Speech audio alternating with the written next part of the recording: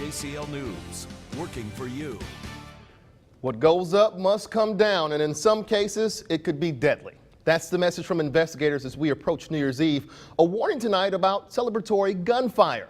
WJCL's Ashley Lincoln talked with investigators on why you should play it safe and not fire your weapon. This happens just about every year, Ashley. That's right, every year and across the nation. So I did a little digging into celebratory gunfire and found out this kind of gunshot wound from a bullet shot into the air is far deadlier than a gunshot fired purposely at a human target. In certain parts of the world, it's a tradition. Celebratory gunfire, used to celebrate political victories, weddings, anniversaries, and holidays.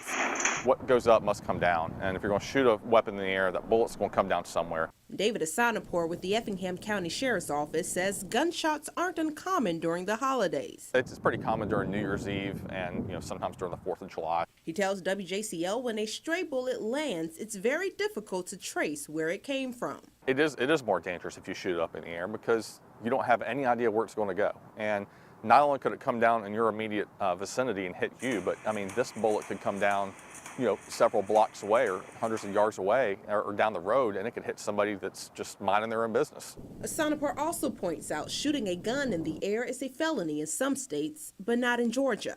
Even though you're not intending on going out there and hurting somebody, by handling a weapon in any kind of reckless manner, you can actually face some felony charges over that. 3 years ago, 4-year-old Markel Peters was shot on New Year's Eve when a bullet came through the roof of his family's Atlanta church, one of many shootings that prompted lawmakers to take a closer look at gun laws. Hit a gentleman down there in the south end of the county. He was laying in his own bed and he got hit by a round during celebratory gunfire. Since his death, Markel's pledge was started in an effort to stop celebratory gunfire across the nation. We saw a decrease in celebratory gunfire, so we think that the public knows that, we've kind of put out the warnings on what could happen, so we've seen a decrease in it. You're better off just keeping the weapons down for New Year's Eve, not doing that, because number one, you don't want to hurt anybody, number two, you don't want to end up in jail yourself.